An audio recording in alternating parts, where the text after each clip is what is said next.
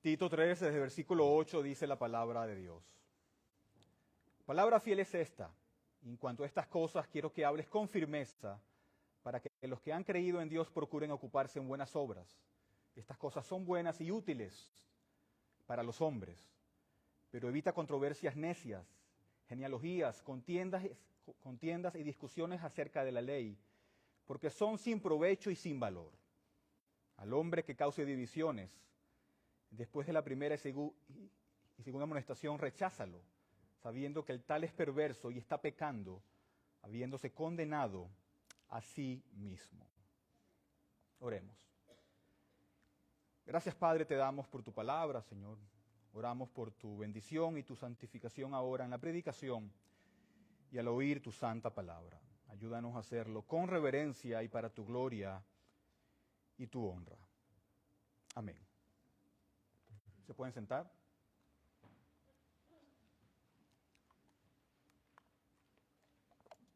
Bueno, hoy continuamos con nuestra serie de Tito, ¿verdad? Ya falta poco para terminarla. Empezamos en agosto. Y hoy ya estamos finalizando el capítulo 3. Creo que la semana que viene lo vamos a terminar. Espero que no se les haya hecho tan larga. Pero así es la palabra de Dios. Tiene tanto que decir, hay tanto que hablar de la palabra de Dios que no quiero dejar nada por fuera. Y hasta hoy hemos visto cosas interesantes, hemos visto cosas increíbles aquí en la carta de Tito.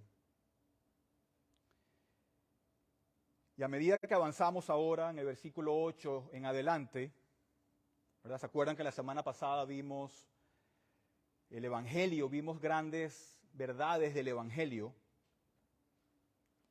Y la pregunta para hoy es ahora, ¿qué hacemos con esa verdad? ¿Qué hacemos con eso que vimos? ¿Qué hacemos con eso que leímos antes, la semana pasada? ¿Qué hacemos como eso como iglesia? ¿Qué hacemos con eso como el pueblo de Dios? ¿Verdad? Ya hemos visto que la iglesia de Jesucristo ha sido apartada, que ha sido bendecida por tanto amor, por tanta misericordia, por tanta gracia. Hemos visto el Evangelio y la pregunta es, ¿qué debemos hacer con el Evangelio? ¿Cómo respondemos a eso? Y eso es lo que vamos a ver en los versículos 8 al 11. Pablo le habla a Tito en primera persona singular y le dice, Tito, esto es lo que quiero que hagas. Esto es lo que quiero que tú hagas como líder en la iglesia, como ministro del Evangelio. Y aquí vemos lo que se supone que la iglesia local debe hacer con esta gloriosa verdad que nos ha sido confiada. Hay un privilegio, ¿verdad? Hay una responsabilidad que va con ello. Esta verdad es preciosa y es hermosa y es gloriosa. El Evangelio es glorioso. Esta verdad es sagrada. La pregunta es, ¿qué hacemos con eso que se nos ha confiado como el pueblo de Dios y como iglesia de Dios? Y tenemos que comprender que estos pasajes que vamos a ver ahora vienen justo después de una de las explicaciones más gloriosas de la salvación en toda la Biblia. Aquí Pablo no cambia de tema, sino que todo está construido sobre la gloria que vimos en los versículos 4 al 7. Si ven el versículo 8 empieza, palabra fiel es esta, ¿verdad? Palabra fiel es esta. Pablo está mirando hacia atrás a los demás versículos y dice, todo lo que dije antes es la palabra de Dios, es algo sagrado, es algo que debemos creer y es algo que debemos abrazar. Y la pregunta ahora es, ¿qué quiere Dios que hagamos en respuesta a la gloria de esta verdad y a la gloria de nuestra salvación? Y encontramos tres cosas que se presentan para nosotros en nuestro texto que realmente nos dan una filosofía de ministerio para la iglesia local. ¿Cómo debe ser el ministerio en una iglesia local? Eso lo tenemos en los versículos 8 al 11. Vamos a ver tres cosas. Y el punto número 1, lo primero que hacemos, lo primero en cómo respondemos a esa verdad tan gloriosa es que proclamamos la verdad poderosamente. Proclamamos la verdad poderosamente. Vamos a leer el versículo 8. Pablo dice, palabra fiel es esta. Y en cuanto a estas cosas, quiero que hables ¿cómo? Con firmeza. Que hables con firmeza. Esta es una frase que también se puede traducir como insistir. Quiero que insistas en estas cosas. Que las hables una y otra vez. Que no las comprometas. ¿Verdad? La Escritura nos dice que la palabra de Dios debe ser hablada y debe ser predicada con autoridad.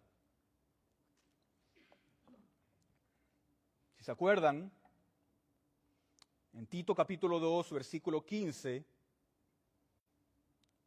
Pablo nos da la misma instrucción. Dice, esto habla y exhorta y reprende con toda autoridad, que nadie te menosprecie. Vemos que Pablo lo repite en el capítulo 3. Y esto es lo que debemos hacer. Debemos hablar con confianza y nada ha cambiado desde que Pablo lo dijo. ¿Verdad? Si un hombre está dudando, si un hombre no está seguro, si un hombre tiene dudas acerca de las Escrituras, de que sean sin error, si un hombre duda o vacila acerca de si el Evangelio es el único mensaje para salvación, o si el Evangelio es el mensaje exclusivo y no existe otro mensaje que pueda salvar, si un hombre tiembla ante eso, si tiene miedo a hablarle al pueblo de Dios o a los pecadores, entonces ese hombre no debería estar en el púlpito. O si un hombre cambia el mensaje porque no quiere ofender a los demás o quiere que entretener a los demás, no debería estar en el púlpito.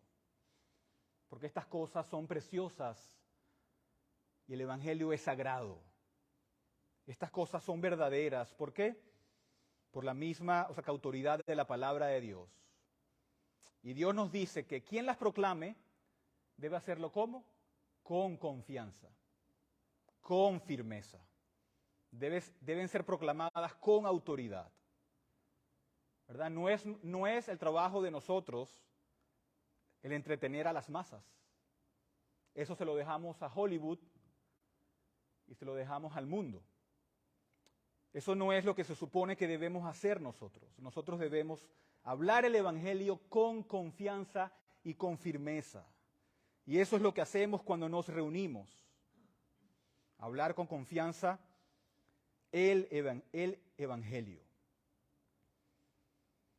Ya que es el único mensaje que tiene poder para salvar. Hermanos, hay demasiado en juego para cambiar el mensaje en las iglesias. El Evangelio es precioso, las almas son preciosas. Y no ayudamos a nadie cuando hacemos que el Evangelio parezca como una broma o que no sea tan serio.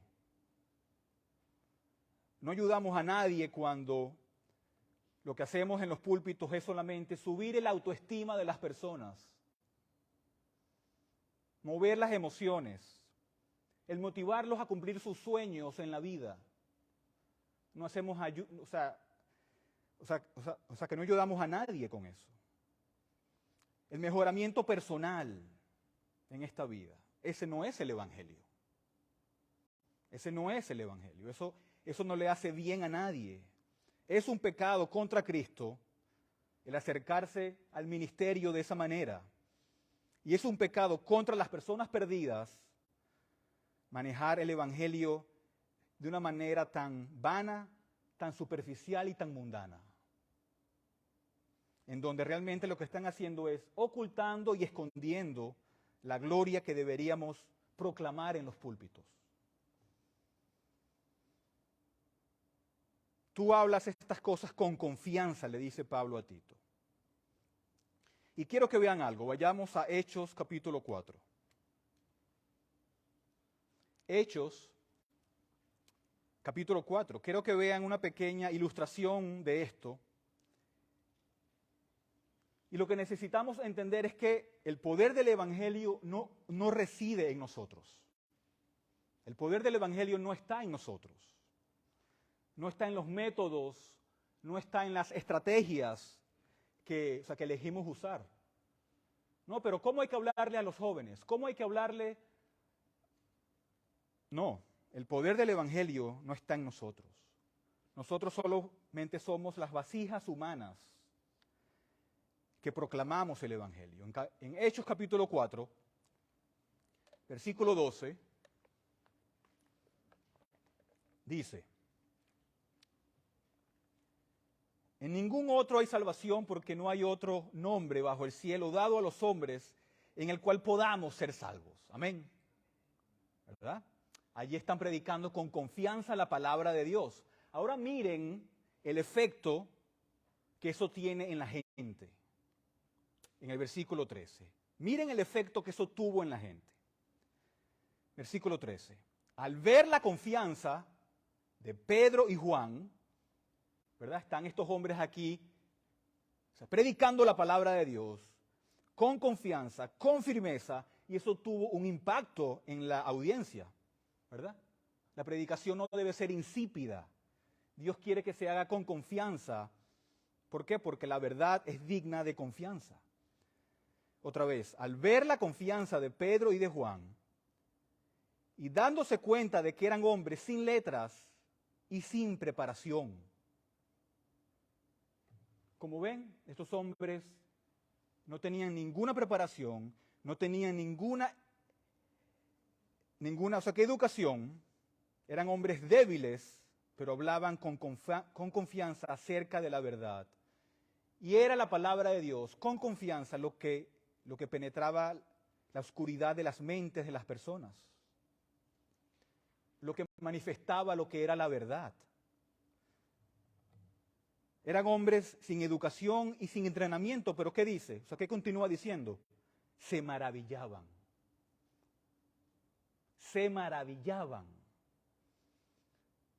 ¿Por qué? Porque estas dos cosas no iban juntas. ¿Cómo hablabas con confianza y con firmeza, sin preparación y sin educación? Esto no iba junto en esta época. Sin embargo, vemos que existe una firmeza y una confianza, existe una autoridad convincente con la que hablan. Y continúa y dice, y reconocían que ellos habían estado con Jesús. Era evidente que estos eran discípulos de Jesús. Hicieron esta conexión, ya que la confianza de estos predicadores era un reflejo de la presencia de Cristo sobre ellos. Y así debe ser todo predicador del Evangelio. Todo proclamador del Evangelio debe tener esta confianza y esta firmeza. ¿Verdad? Por eso no nos importa si las personas que vienen a la iglesia no están interesadas en las Escrituras, no están interesadas en el Evangelio y salen de aquí y dicen, no me gustó el servicio. Eso no me atrajo.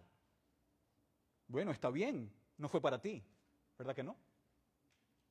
No se trataba de ti en primer lugar, se trataba de la verdad y de la gloria del Evangelio y de lo que Dios nos ha mandado a hacer. Debemos como iglesia, como cuerpo de Cristo, entender dónde está nuestra lealtad, dónde está nuestra fidelidad hacia Dios, hacia la palabra de Dios, ¿verdad? Y esto no significa que no amemos a las personas, ¿verdad? Ese no es el punto de este texto, pero eso no define la filosofía de nuestro ministerio. Es lo que nos dice Dios en su palabra, lo que Él reveló en su palabra y lo que Él nos ordena en su palabra es lo que define nuestra filosofía del ministerio. Vayamos ahora a Primera de Corintios 1. Primera de Corintios capítulo 1.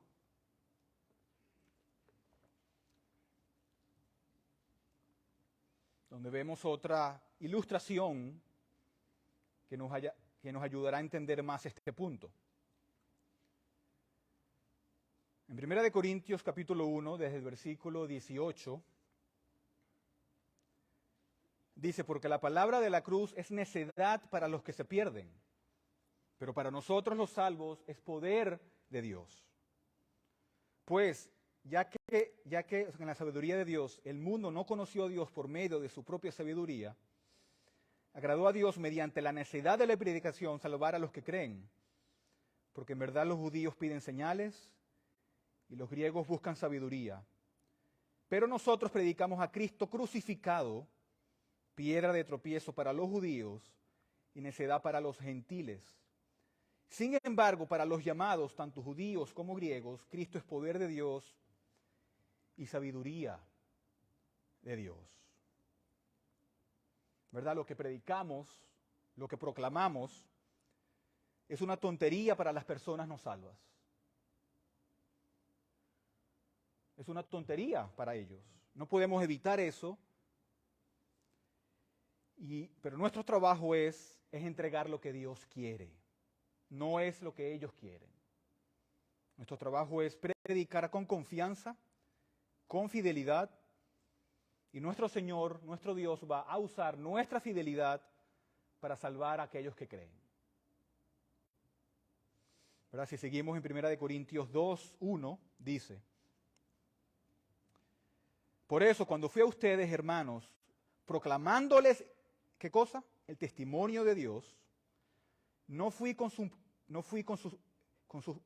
superioridad de palabra o de sabiduría, porque nada me propuse saber entre ustedes, excepto a Jesucristo y este crucificado. Estuve entre ustedes con debilidad y con temor y mucho temblor. Mi mensaje y mi palabra y mi predicación no fueron con palabras persuasivas de sabiduría, sino con demostración del Espíritu y de poder, para que la fe de ustedes no descanse en la sabiduría de los hombres, sino ¿dónde? En el poder de Dios. Muy claro, debemos de predicar, ¿qué cosa? La palabra de Dios. Debemos de predicar el Evangelio con confianza y con seguridad. Y esto hay que hacerlo desde el principio. Desde el principio. No podemos usar otros métodos o otro tipo de estrategias para atraer a las personas. Porque de la manera que tú atraes a las personas, cuando le cambias el mensaje, ¿qué van a hacer? Se van a ir. Si los traes con métodos carnales, los debes de mantener con métodos carnales. Porque cuando les cambias el Evangelio, cuando les cambias el mensaje, se van a ir. Tenemos que hacer obvio el Evangelio desde el principio, ya que confiamos únicamente en la palabra de Dios para que haga su trabajo, para que salve a las personas. Eso es lo que proclamamos con confianza porque sabemos que es verdad y sabemos que el Espíritu de Dios lo usará en las vidas de los pecadores. ¿Verdad? No necesitamos gurús de los medios que nos digan qué hacer. No dependemos de las últimas novedades de la predicación para ayudarnos a saber cómo debemos hablar. No dependemos del último libro sobre la predicación, no. Solamente dependemos de lo que Dios nos ha dicho en el Evangelio. No dependemos de cursos, ni métodos, ni estrategias. Solamente en la pura palabra de Dios. ¿Qué quiere Dios? Esa es la pregunta que nos tenemos que hacer. ¿Qué quiere Dios y qué nos ha dicho Dios en su palabra? Y Él nos ha dicho que prediquemos, que proclamemos con confianza, con firmeza y con autoridad. Pasemos ahora al punto número 2. ¿Qué hacemos como pueblo de Dios? ¿Cómo respondemos al Evangelio? Primero, entonces, proclamamos con confianza. Punto número 2, recibimos la verdad con reverencia. Recibimos la verdad con reverencia. Seguimos en el versículo 8 de Tito 3.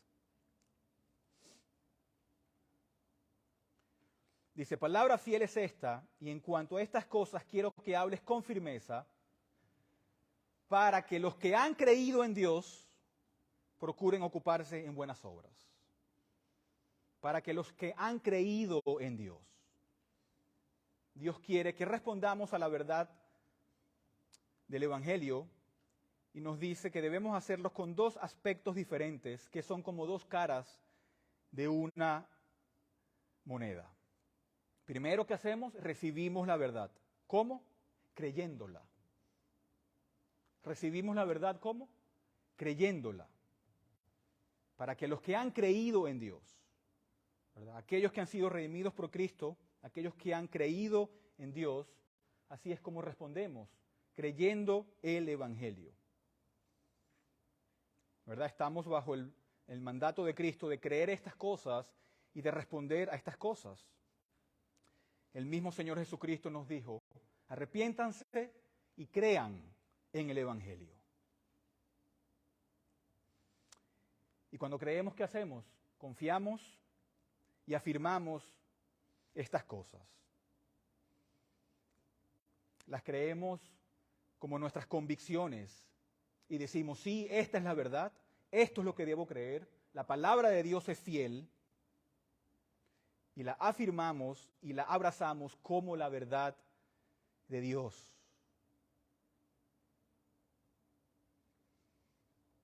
¿Verdad? No solamente la oigo, sino que la abrazo y la creo y me someto a ella y reconozco su autoridad y me pongo bajo ella, porque es la palabra de Dios. La afirmamos, nos sometemos a ella y nos encomendamos a ella. ¿Verdad? Y no existe otro tipo de esperanza. Esta es la única esperanza que tenemos.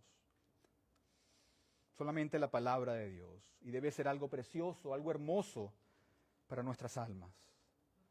La recibo y me encomiendo a ella. Me arrojo sobre ella y me someto a ella. Entonces, ¿qué hacemos primero? La creemos en el sentido de que la recibimos, o sea, totalmente, sin dudar, sin reservas. Vemos su gloria y su majestad. Pero en segundo lugar también, cuando creemos en ella, en segundo lugar nos comportamos.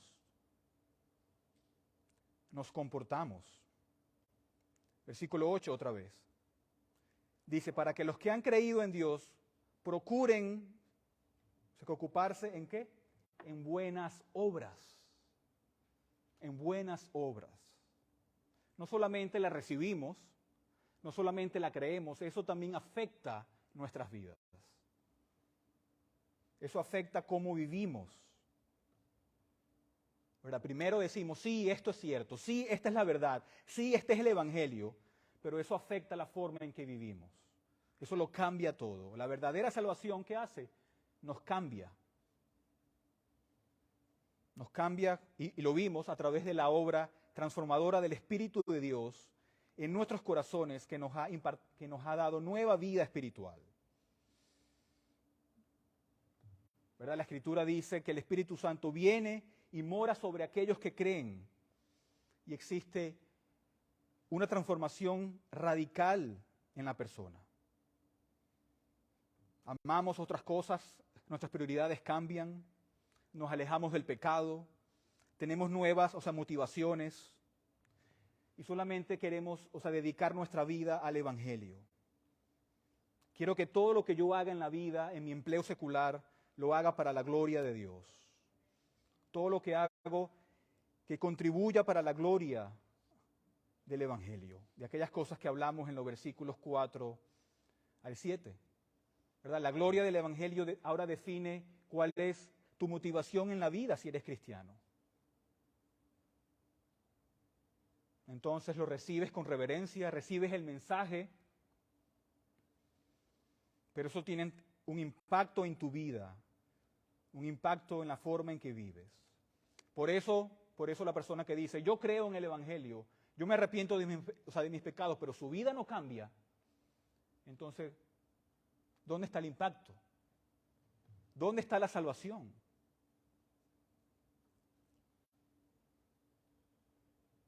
El Evangelio es demasiado poderoso para no cambiar la vida de una persona. La morada del Espíritu Santo es demasiado poderosa para no cambiar el rumbo de una persona. Existe un cambio real, un cambio que es evidente en la vida de la persona que cree en el Evangelio. Como nos dice en Santiago 2:14. Santiago 2:14 nos dice, ¿de qué sirve, hermanos míos? ¿De qué sirve, hermanos míos, si alguien dice que tiene fe, pero no tiene obras? ¿Acaso puede esa fe salvarlo?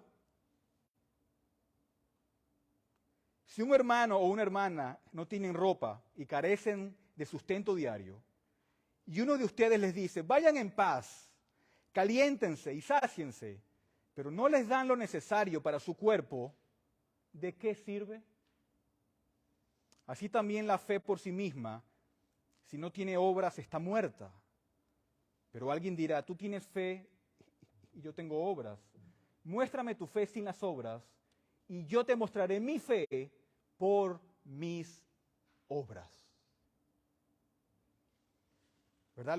Lo que nos está diciendo aquí Santiago es que la verdadera fe, la fe que salva, se ve por sus obras.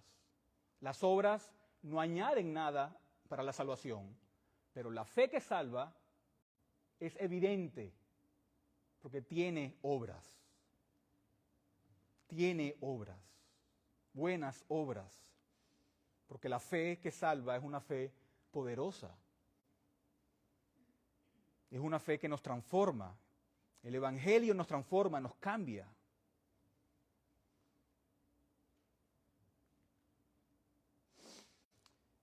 Entonces hemos visto que debemos de proclamar la verdad de manera poderosa y debemos de recibirla con reverencia. ¿Cómo? Creyendo y comportándonos con buenas obras.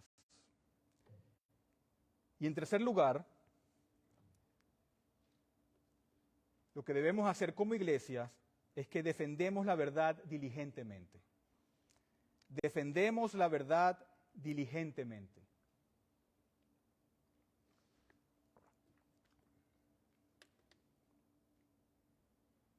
¿Verdad? Lo que Pablo hace aquí en los versículos que quedan del 9 al 11 es que él nos muestra las diferentes amenazas que vienen hacia una iglesia local y nos muestra cómo el liderazgo de una iglesia debe responder a esas amenazas.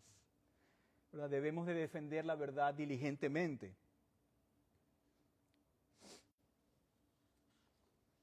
Y lo primero que hacemos cuando llegan esas amenazas es que rechazamos las distracciones doctrinales. Rechazamos las distracciones doctrinales. ¿Verdad? Recuerden que todo esto se trata del Evangelio, de lo maravilloso que es el Evangelio. Del Evangelio puro, fiel de nuestro Señor Jesucristo, de la obra redentora de Cristo, de la obra regeneradora del Espíritu Santo, de la justificación que nos pertenece y de nuestra futura esperanza. ¿Y qué hacemos con eso? ¿Qué hacemos cuando eso está amenazado?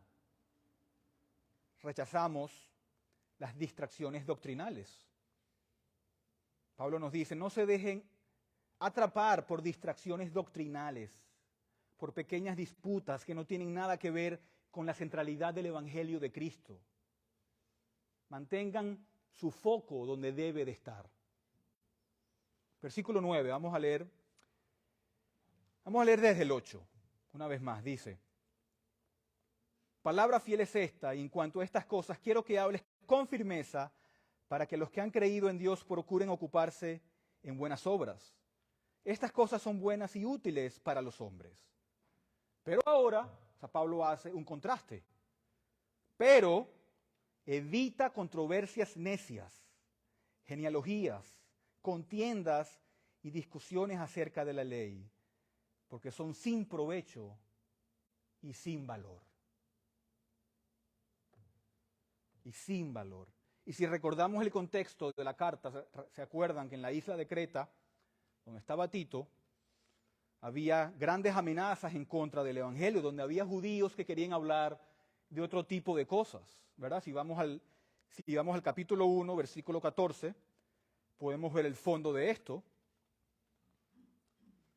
¿verdad? Desde el 13, en el capítulo 1, dice, este testimonio es verdadero, por eso repréndelo severamente para que sean sanos en la fe y no presten atención a mitos judaicos y a mandamientos de hombres que se apartan de la verdad.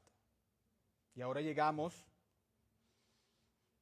al capítulo 3 de Tito y nos dice lo mismo. Evita controversias necias, genealogías, contiendas y discusiones acerca de la ley, porque son sin provecho y sin valor.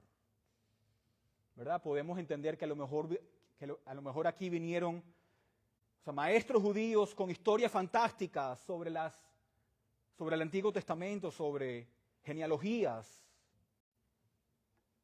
cosas que no tenían nada que ver con el Evangelio, cosas que distraían a la gente, cosas que los apartaban de la verdad, pero Pablo les dice, no, lucha y evita estas cosas, apártate de estas cosas, porque son sin provecho y sin valor. Evita contiendas sobre la ley mosaica que no tienen mucho valor aquí. Cosas secundarias. Evita estas cosas y no te dejes atrapar por eso. No le des terreno para echar raíces, ni siquiera participes en esas discusiones, dice Pablo.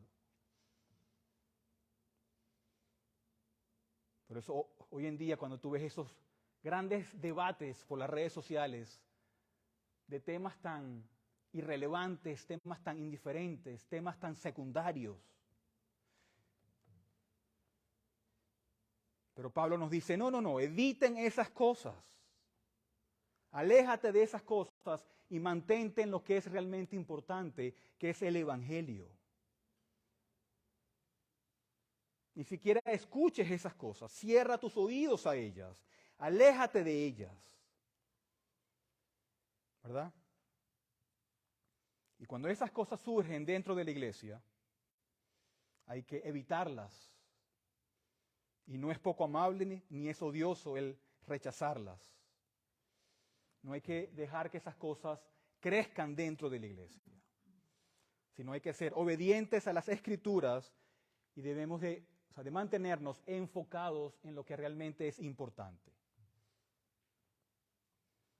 No te desvíes de estas discusiones secundarias que no importan, sino que vea lo importante al Evangelio. Se trata de la pureza y de la claridad del Evangelio.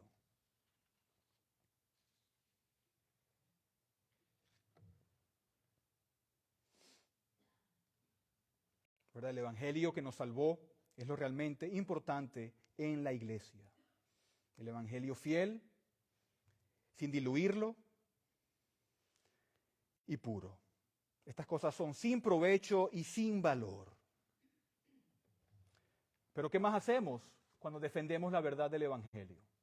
En segundo lugar, rechazamos a las personas divisivas. Rechazamos a las personas divisivas. Y esta es una instrucción que necesitamos, que especialmente en nuestra época y en nuestra cultura moderna.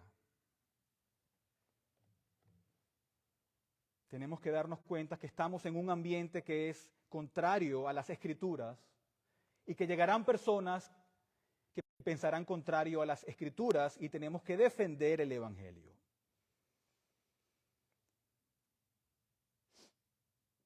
El versículo 10 continúa diciendo, en el capítulo 1, en el versículo 10 dice, para que vean que esto está dentro del contexto, porque hay muchos rebeldes y habladores vanos y engañadores, y especialmente los de la circuncisión, a quienes es preciso tapar la boca porque están trastornando familias enteras, enseñando por ganancias deshonestas cosas que no deben. ¿Verdad? Aquí tenemos la idea de que la iglesia no es como un consejo municipal donde todas las opiniones tienen el mismo peso y el mismo valor, ¿no? Ese no es el caso aquí, ese no es el propósito de la iglesia.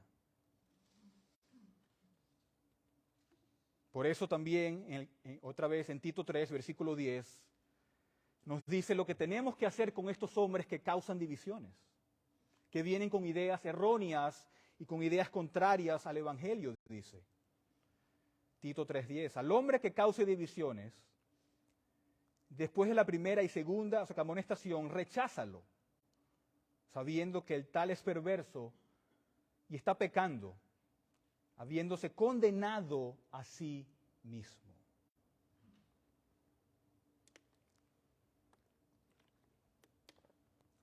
¿Verdad? El hombre que es divisivo, el hombre que causa divisiones, es el hombre que ha elegido ser contencioso, que se enfoca en temas que son secundarios al Evangelio, o esos temas que están en el versículo 9 de Tito 3.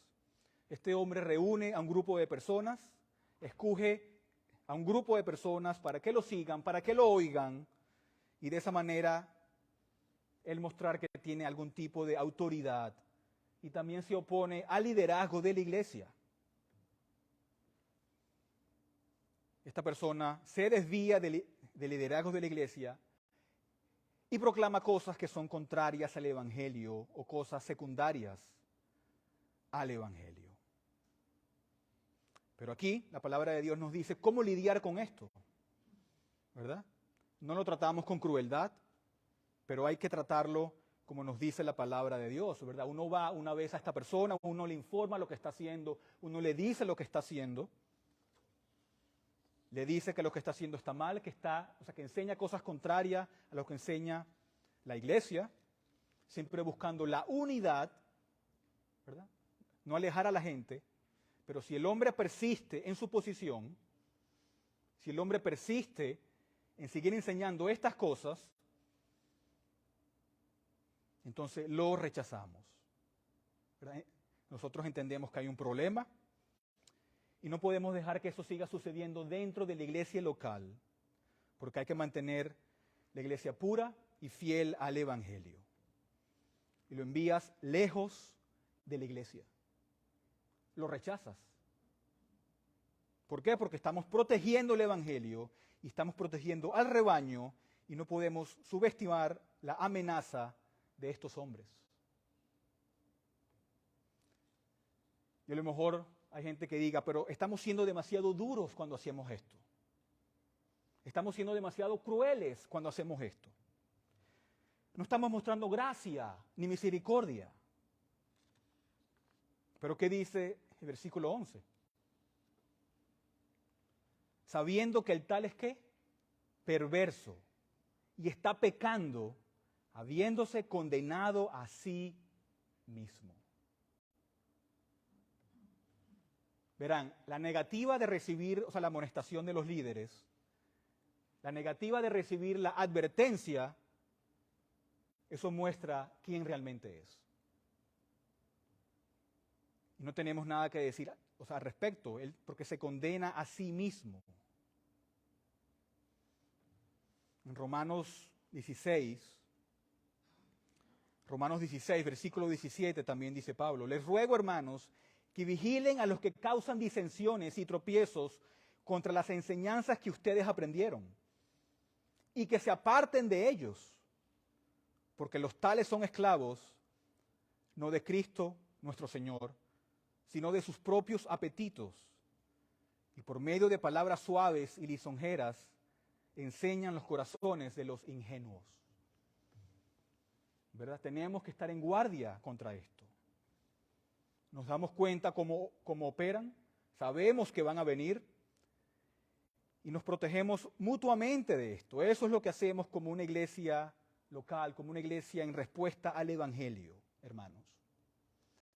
Lo proclamamos con poder, lo recibimos con reverencia, pero también la defendemos con diligencia. Y Dios ayude aquí a la vid a que sea un lugar donde amamos esta verdad de manera individual, pero también de manera corporativa, donde la recibamos y donde nos comportemos de acuerdo a ella, y en donde estemos en guardia contra aquellos que quieren causar divisiones dentro de la iglesia. Debemos de proteger este gran evangelio que nos ha salvado y que nos da grandes esperanzas. Amén. Oremos.